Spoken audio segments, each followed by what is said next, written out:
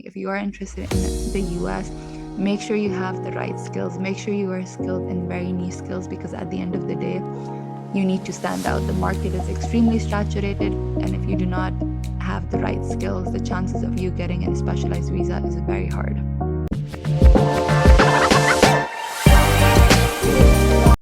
Welcome back, listener, to another exciting episode. In this episode, we will talk about how to get a job in US.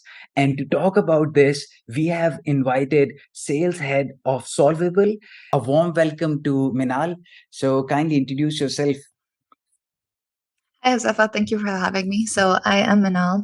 I went to school at Minerva Schools at KGI, which is a university that's based in 7 different countries. I lived, studied, and interned in 7 different countries over the last 4 years. And now I am working as a sales lead at a company called Solvable, where I speak with a lot of innovative leaders who are looking to hire, who are looking to get new talent. And by that, I showcase it into different episodes where I provide the listeners with advice who are looking to make a job change. Okay, that is great. And in terms of, if I talk about, your professional journey, can you tell a bit more about that? Of course. So at Minerva, I majored in business and a concentrated concentration in brand management, and I minored in psychology. So I was always interested in the synergy between business and how psychology works. After I graduated, I did get some job offers from good companies that are well known, but I always wanted to work with a company that where I could make an impact. So I came across a company called Solvable, which is on a mission to empower women and minorities. So I gave them my vision, which is that the pandemic changed the way companies are hiring. So I want to start something where I can speak with leaders to understand what they're doing to attract and retain some of the best talent, what I can do to help job seekers navigate through the hard job transitioning market. And then I launched my podcast, which is essentially known as 10 Minutes of Hiring Wisdom, where leaders come on, share their advice regarding how to get their dream job. What are some of the tips that people can employ to in the resume or their cover letter? And since then, I've interviewed over 1,500 plus people, helped a lot of people with their dream job, but most importantly, empowered a lot of women and minorities to make themselves much more confident in their skills and their abilities. Yeah, I have with that, I have seen some of your episode and it is very insightful. That 10-minute episode, it is very, concise, and then you have like a lot of different people invited, and it's a good show, I would say. Thank you so much. I appreciate it, Zafa. Yeah. And what are the key factors that job seekers should consider when they are in particularly looking for a job in US? So I think the US is definitely a land of opportunity, but it comes in with a lot of effort. So I was grateful enough because I went to the US for undergrad, which meant that I had a 1 year visa to work in the US after I graduated. So after you graduate, you have a visa, something called OPT, for which you can work. Depends on your major. So if you're a STEM major, you can work in the US for 3 years. If you're a non-STEM major, that means you can work in the US on your OPT for 1 year, after which the company that you work with can apply for your H1B. H1B is a lottery system in the US specifically where your name is put in, and based on your luck, your name can be pulled out. If you do not get your H1B, you have to leave the country. It's very unfortunate. It's not based on your skills, it's not based on your abilities. But if you do come in with specific niche skills, your company can apply for your green card through EB2 or EB3, which is a specialized visa in which you can get your green card based on your skills. So it depends on the route you take, it depends on your profession, it depends on your skills. But honestly, you need to have a lot of resilience to get settled in the US because the job market, the way the company operates, is very hard.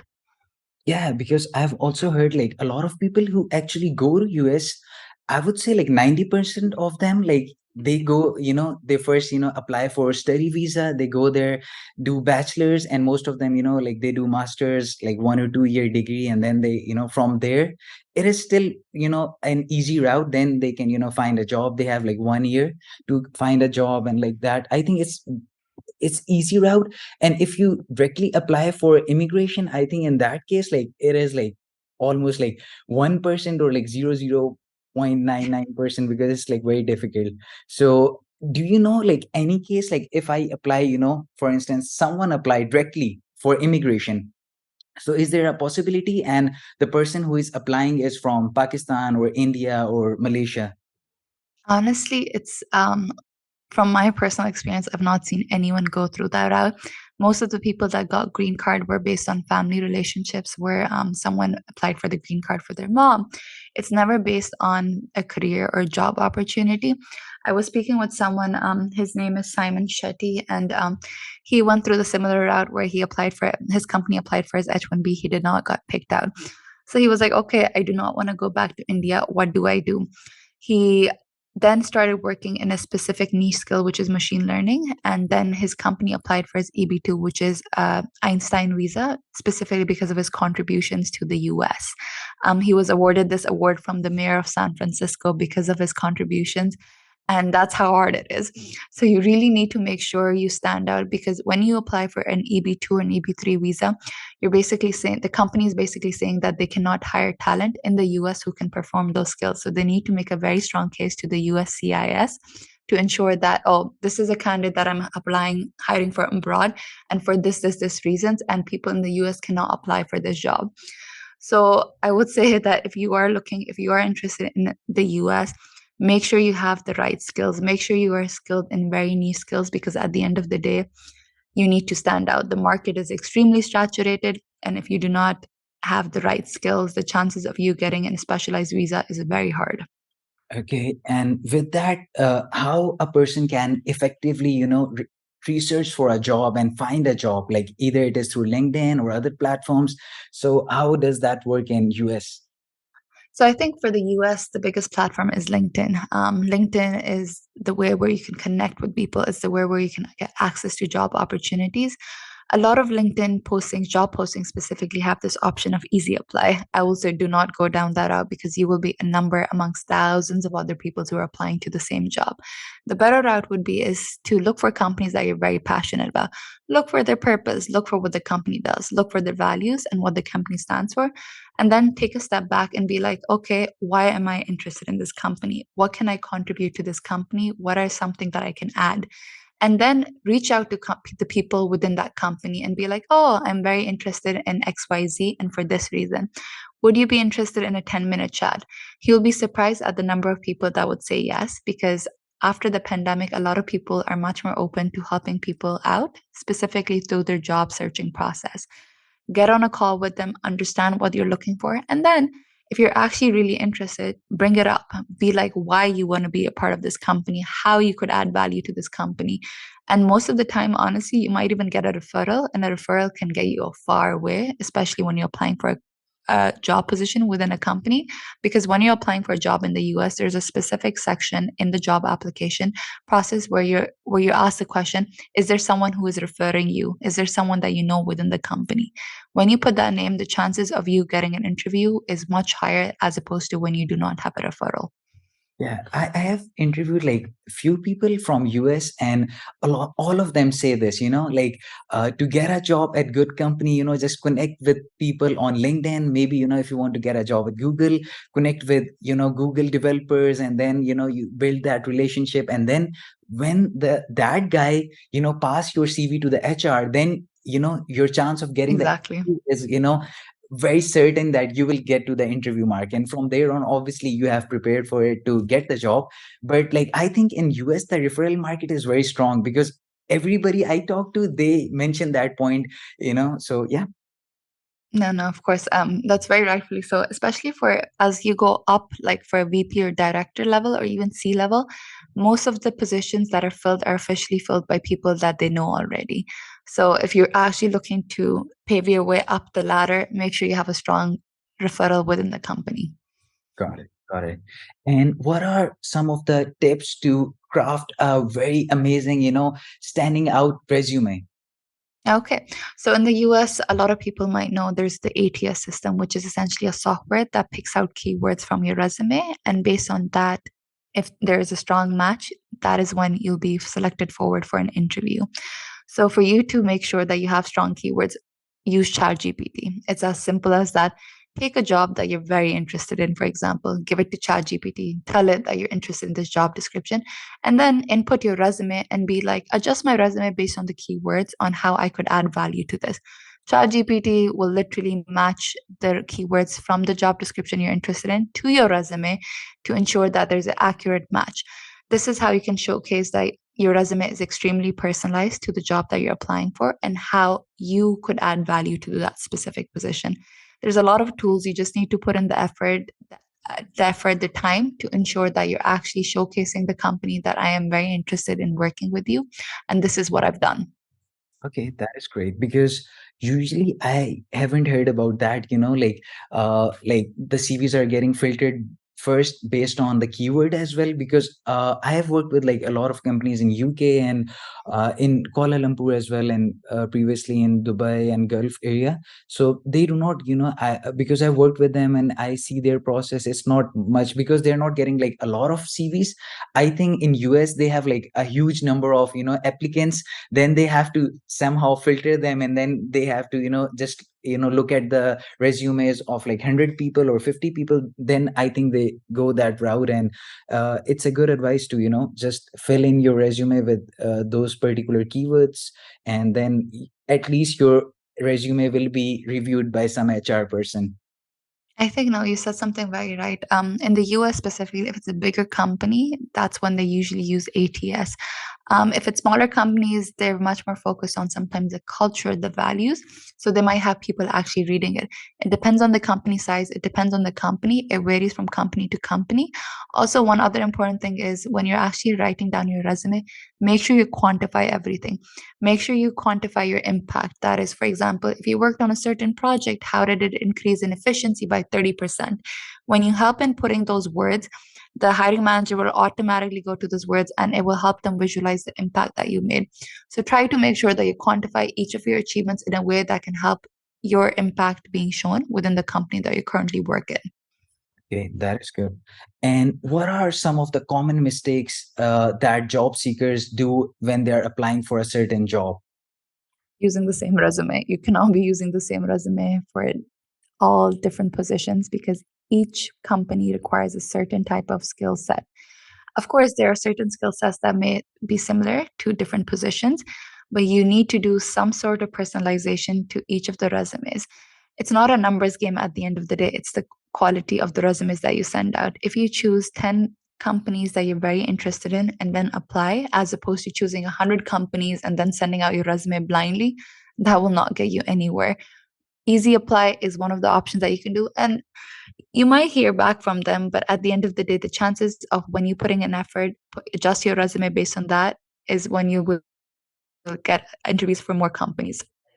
Yeah, you're right. And then that easy apply thing, I think like because of this, like it is so easy to apply on a particular job that it takes like 1 or 2 seconds. Your resume is already up there. You just click, and Exactly.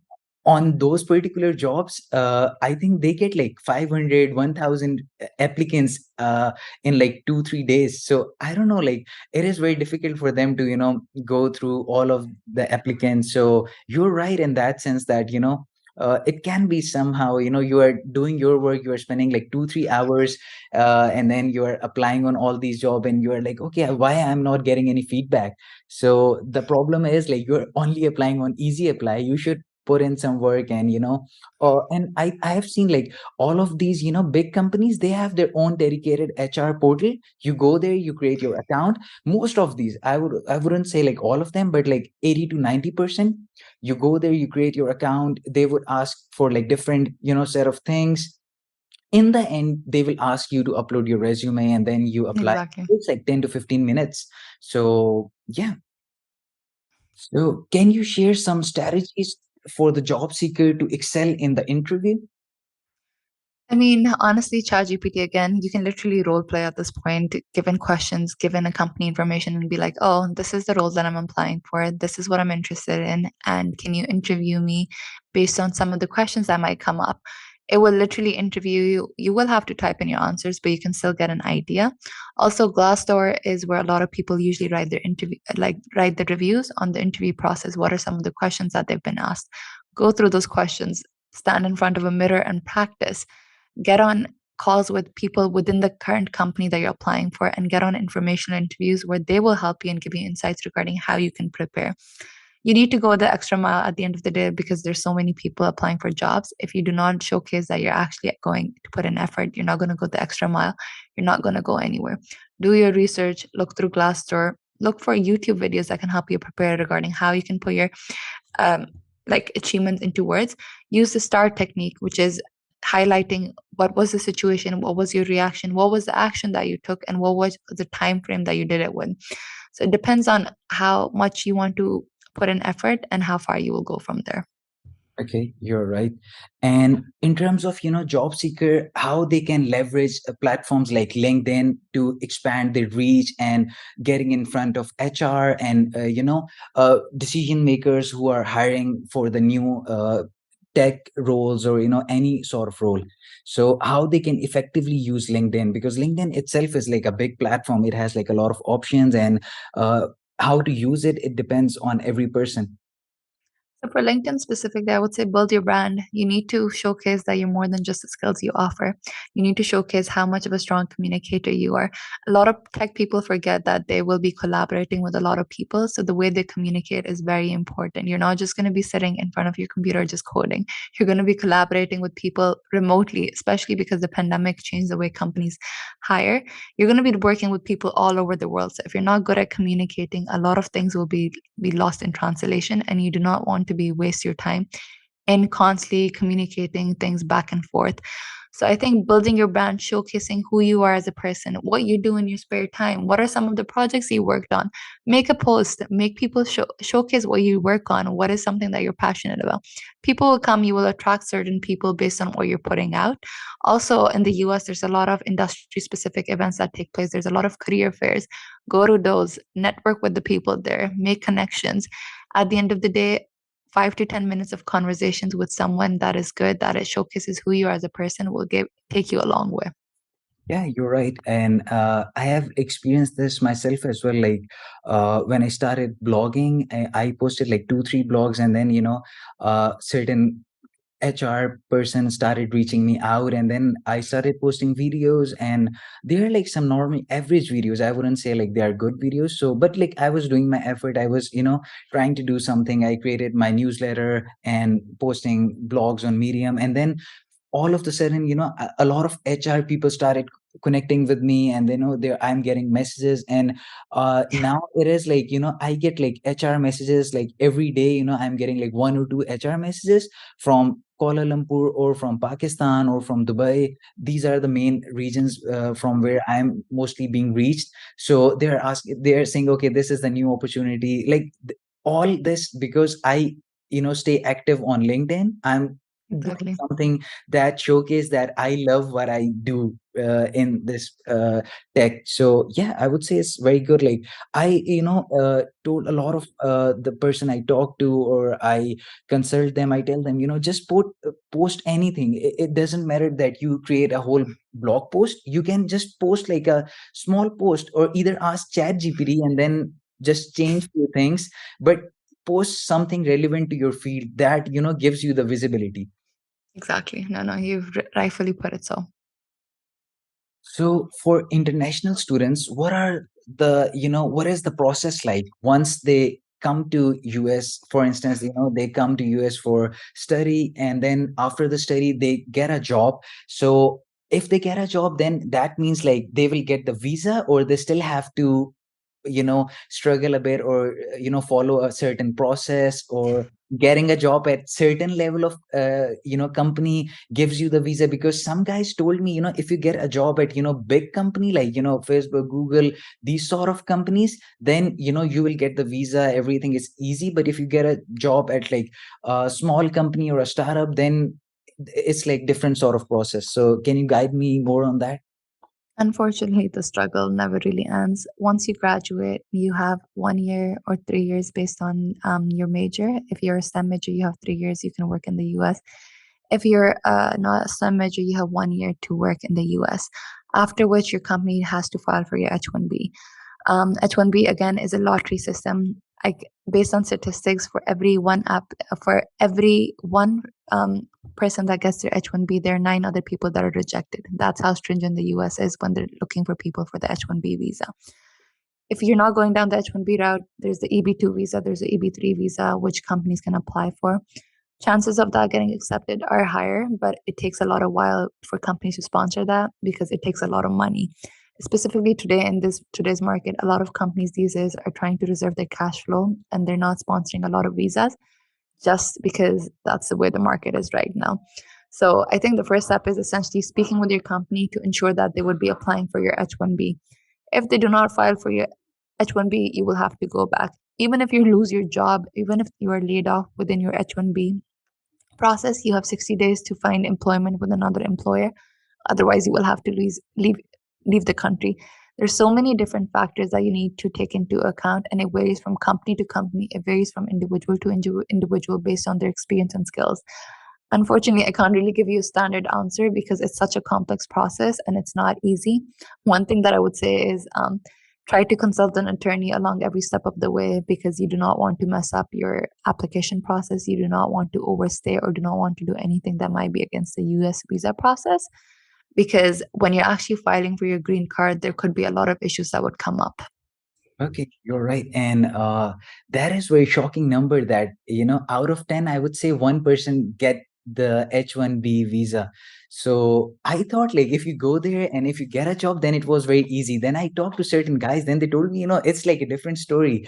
Previously, it was used to be like that. If you go there, you study like 5, 6 years ago, or, if you go back, but now it is getting very hard. So that's why they're like, I have seen like a lot of, consultants that are that say, okay, we will consult you, we will tell you to which specific there are like specific jobs that you apply on specific industry, then the chances of getting the visa is more. If you apply on, if you get a job from a small startup, then you might not get a visa. But as I told you previously as well, that for instance, if a person get hires in Facebook, Google, Goldman Sachs, these big companies, I think, I don't know the internal process, maybe they apply for EB2 or EB3, I don't know how that goes, but then that person said, your chances are way higher. I think they do take the H1B route as well, but a lot of specific, specialized, niche skilled people do work at those companies. So the chances of them getting their green card through that is higher. I know a lot of people who work with JP Morgan, Bain, and stuff, and they went to the H1B route. And sometimes they were picked, sometimes they weren't.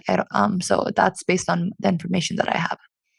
Okay, great. And can you tell some of the specific, like you can say, industries or job sectors in which like it is easy to get the whole, visa, everything, or it is the same for everyone? I think these days it's the same, but when the pandemic initially started, there was a demand for a lot of tech workers, so a lot of software engineers, people who were proficient in data science, machine learning.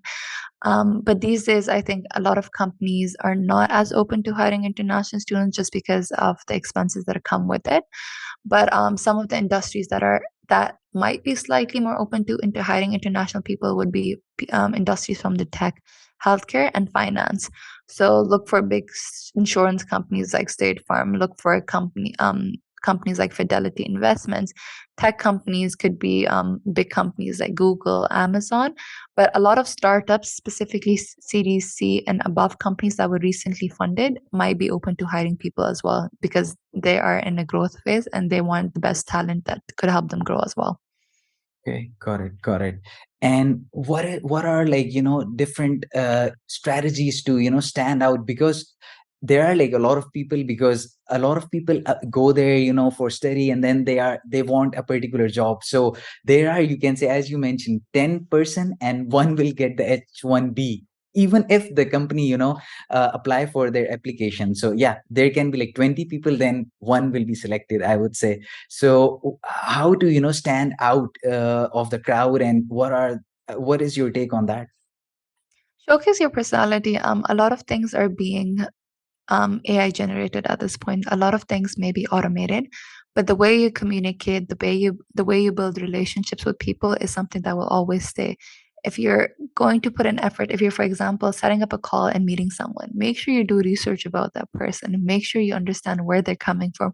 Look for commonalities, look for icebreakers that could potentially showcase that, oh, this person actually did put an effort to come and speak with me. And the first impression can be a very long lasting impression. So I think more than anything, how can a person make themselves stand out is just by going an extra mile, putting in the effort to understand what humans are about, what they're doing. So that's my advice there. Okay, got it. So, what is your advice for someone who is facing a lot of rejections and they are not getting even the interview and they are very, discouraged about the whole process? So this could be a two-way thing. It could either be the candidate is applying for jobs that they might not be skilled for. That is, they're just going and randomly applying on easy apply, and then they're just getting rejections. Or it could be a company thing. So sometimes we must have heard the quote, "right person, wrong timing," which we've heard in relationships a lot. But honestly, it can be the same for job applications. Specifically because you might be applying for a job and the company might have already filled the role and they've just put the job application out just to see if they can get better candidates. Sometimes it might be the company lost budget for that specific role. So sometimes it's not a me problem, sometimes it's a them problem. So you need to understand that. And also, you need to realize that a no right now, in terms of a rejection, won't be a no forever. So if you do get rejected, thank the hiring manager. Ask them what is something that you could have improved on your application. Because if you put in the effort to know why you were rejected, you'll be in mind at the you'll be at the top of the mind of hiring manager when they have another opening open, because they'll be like, oh, this person actually wanted to learn more from the rejection, which is a lot of people that they don't do. So doing things like that does make you stand out at the end of the day. So just keep your hopes up, work on your skills constantly, and just put in effort. That's all. Okay, that is good. And it's a right point. Like, if you get rejected, ask for it. Even at the end of the interview, you can ask for it, like what are the areas, I can improve. And because a lot of the time, if you are, for instance, a junior and your interview is taken by, an engineering lead or a senior software developer, they can, give you a right advice, what technology to learn in terms of tech, or like in terms of other sector as well. The seniors can give you the right advice, and after taking your interview, they can get to know on which particular areas you are lacking, and then they can point you in the right direction, or even they can tell you a particular course as well. And so yeah, that can be very helpful, rather than taking it in a negative way that, oh, why I'm not selected, it's bad, this company does not deserve me, and stuff like that. You should take the criticism, constructively, and work on it and get better. No, no, I think that's very right. Yeah. And what are the top 3, 4 platforms to apply for jobs in US other than LinkedIn? Because we talked about LinkedIn a lot, and it is, I would say, like the number one. But other than that, what are the other platforms? Indeed.com, Indeed.com has a lot of openings that would be similar to LinkedIn. AngelList is specifically for a lot of startups that are hiring. Glassdoor sometimes has openings. I think these three are on top of my head, other than LinkedIn. So utilize these four. But I think more than the job platforms itself, reach out to people within that company. It's much more important for you to form connections within those companies as opposed to just applying through job boards. Okay, that is great. And can you tell us about any success story of experience of someone that uh, applied on a job and then they get a job, or you can say they come from Pakistan or India, and then how they come here, how they get a job, the whole experience, like in the end, so that if someone is listening to this particular podcast and that person thinks like, okay, this is like a lot of hassle, it looks very difficult to me to even follow that path. So you can even tell your own story as well, because you also went from Pakistan to US and you followed the whole path. So yeah. So I think based on the people that I work with, most of them are already in the US. So unfortunately, I cannot speak with that. But for me, I looked for a company where I was passionate about making an impact. I looked for a company that would give me the flexibility to grow, because I was an undergrad. I did not want to work with a company where there was already an existing structure. I wanted to work with a company where I could make mistakes, where I could learn from. And my boss, Andrew Sundindran, was very supportive throughout it all. He never questioned anything I did. I gave him the mind map that I had in my mind regarding these are the things that I want to achieve, and this is how. Of course, he had certain KPIs that I had to meet, but he did not question the way I was going on about it. So he saw the value that I added, and then he decided, okay, this person is a value asset to our company, which is why they decided to file for my H1B.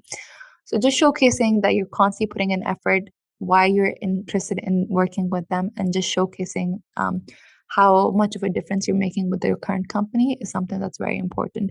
So showcase how you can add value to your company, showcase what are some of the things that you've done for the company, and then letting the company decide whether you're a value asset to them or liability is, of course, up to them.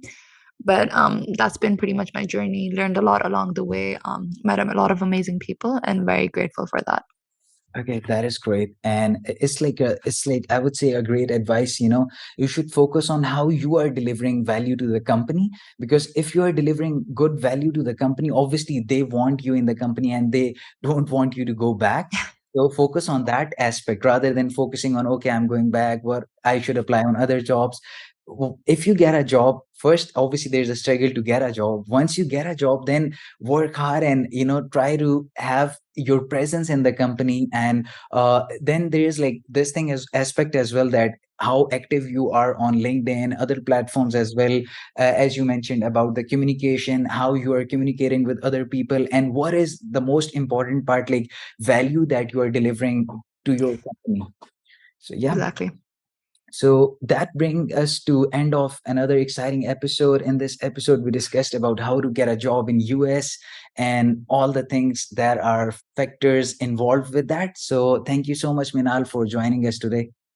Of course, it was my pleasure, Safa. Thank you for having me. And if any of you do have any questions specifically regarding the US, you can always connect with me on LinkedIn. I'd be more than happy to just get on a call to understand what you're looking for and possibly see how I could add value. Thank you, Safa. Sure, sure. Thank you so much. I will add your details, your LinkedIn, on in the video description as well. So if you guys want to connect with Minal, so just click on that link. Thank you guys for watching the video. Have a nice day. Bye bye.